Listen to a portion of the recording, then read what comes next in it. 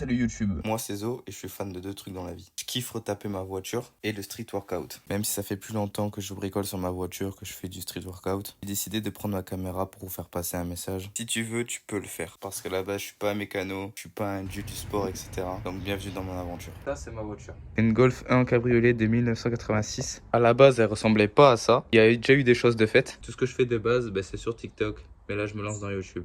Donc là, nous sommes le 30 octobre. Ça fait déjà depuis 2 mois que je travaille sur la capote. J'en suis à l'avant-dernière étape. J'ai refait le ciel de toit, remplacé complètement l'isolant, la matelassure ça s'appelle, qui est presque terminée. Et la dernière étape, c'est la capote.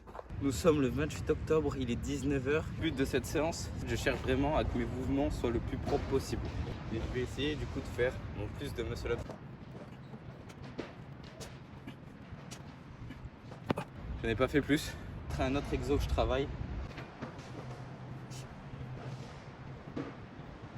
Voilà, le but était vraiment de contrôler mon mouvement. Je fais pas que ça comme exercice, j'en fais plein d'autres, mais je vais pas vous les montrer parce que tout simplement, déjà ces exercices-là ne sont pas très bien exécutés. Donc je vais vous montrer un dernier exercice, c'est le L-sit. Je tremble encore un peu, mais... Tout ça pour dire que ces exercices permettent d'effectuer des combos après. Ou autrement dit, enchaîner des figures.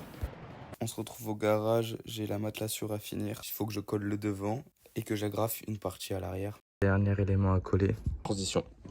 Il y a juste quelques plis, mais sinon le résultat est pas mal. J'ai collé tout le long, ici. Je préfère agrafer ici, pour un meilleur maintien.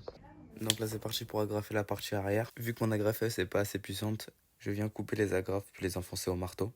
Il faut aussi la fixer avec des rivets. Sauf que le rivet ne passe pas, alors je le meule. Alors oui, j'aurais pu en acheter un autre, mais non, je préfère me faire chier. Après logique, je le fixe, je donne 3 coups de pince et puis le travail est fait, ça bouge pas. Bien évidemment, je fais la même chose de l'autre côté. Et donc voilà, la matelassure est finie.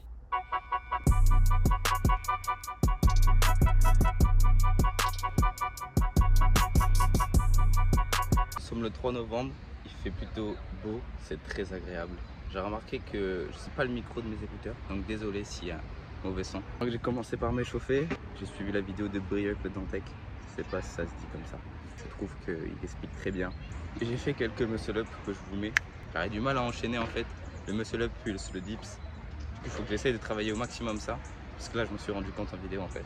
Je travaille beaucoup aussi le handstand. Maintenant aussi j'arrive mieux à enchaîner le petit spin. Et je suis content aussi parce que j'arrive de mieux en mieux au front lever. J'ai commencé le front lever il y a 2 semaines et j'arrive à déplier petit à petit mes jambes.